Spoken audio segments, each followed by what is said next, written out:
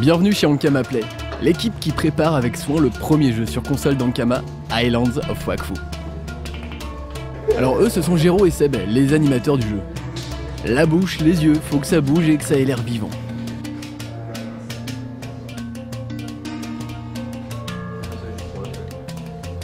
Voici la graphiste de l'équipe, les pictos, l'interface, elle grave tout.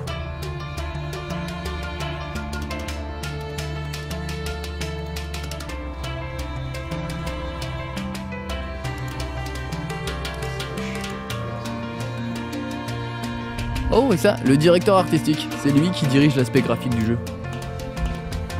Là, on arrive du côté des développeurs. Genre tu sors là, tu téléportes là, tu rentres dans une porte, tu te fais sortir là. À côté t'en as une autre, tu rentres, tu te refais sortir là. Alors, je sais pas si j'ai le droit de vous montrer ça, mais bon, si c'est pour des bonus, hein, on va faire un effort. Ici vous avez le jeu qui tourne, et là vous avez l'envers du décor. Trigger, boîte de collision, quel élément est traversable ou non, comment rendre de la profondeur.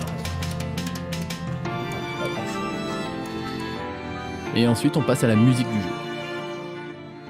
Je suis musicien, compositeur, sound designer sur Islands of Wakfu.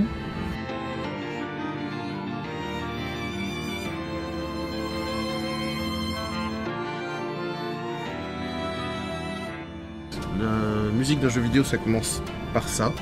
Des choses comme celle-là, voilà, qui est une surface de contrôle. Par rapport à ce jeu-là, j'ai dû faire une 60aine de thèmes, on a dû en garder une 30aine, je pense, sur le lot.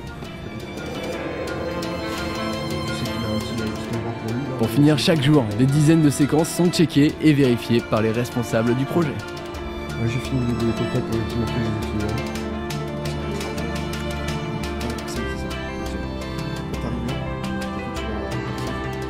Alors, l'histoire d'Islands of Wakfu se déroule il y a 10 000 ans, si le début de notre ère est à Dofus. Donc 10 000 ans avant Dofus, et ça donne une interprétation de la disparition des héliotropes il y a 10 000 ans. C'est comment est-ce qu'on est passé d'un monde un peu merveilleux, dans un instant éternel où la grande déesse était la seule et unique divinité, et comment est-ce que le monde a chuté à ce moment-là et s'est retrouvé sous forme de cailloux et qui a été fertilisé par Osamodas par la suite. Donc c'est vraiment une interprétation du tout début de l'univers avec ce que ça suppose de rêve, de mystère et de révélation, de conspiration, enfin toutes ces choses qui font qu'on n'est pas sûr de ce qui s'est réellement passé, mais on peut le deviner parce qu'il nous reste des traces. On a des ruines héliotropes, on a des apes, on a des choses comme ça, donc il est possible d'envisager que les choses puissent passer de cette manière-là. On va jouer une héliotrope, donc on va jouer avec des portails, on va jouer son frère dragon, parce que les héliotropes, en tout cas les premiers héliotropes, sont nés avec des dragons dans des œufs. Et tout comme Adama et Hugo, et donc notre héliotrope, l'héliotrope que l'on joue, Nora, va se retrouver investie d'une mission sacrée pour sauver le dernier héliotrope en fait, de la fin du monde en fait, et cet héliotrope étant Yu-Gi-Oh évidemment. Donc ça explique d'une certaine manière pour comment l'œuf de Yu-Gi-Oh, le Dofus de Yu-Gi-Oh se retrouve entre les mains de Gruul Galuragran et comment Gruul Galuragran le remet père adoptif de Yu-Gi-Oh, voilà. Mais encore une fois, il s'agit d'une interprétation. La vérité, on la saura peut-être probablement jamais.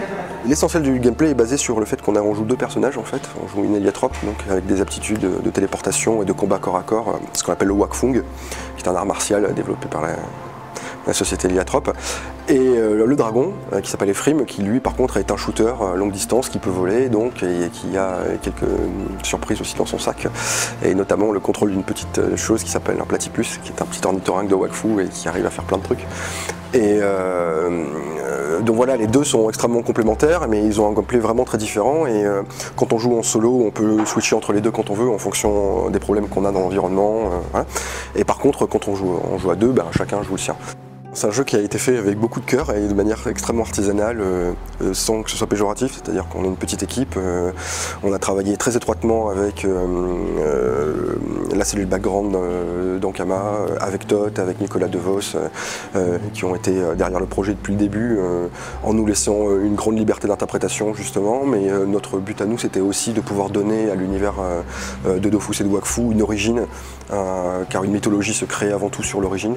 Et c'est vrai qu'un monde sans origine, c'est un monde un peu qui dérive. Et même si l'origine, on peut la réinterpréter et que les gens ne sont pas d'accord, mais au moins on a un point d'origine sur lequel discuter, quoi. Et s'il y a vraiment quelque chose qu'on a envie de réussir, c'est de donner un fondement mythologique en fait, à cet univers. Comme des archéologues. Oui, c'est de l'archéologie à l'envers. Merci. Non, je vous en prie.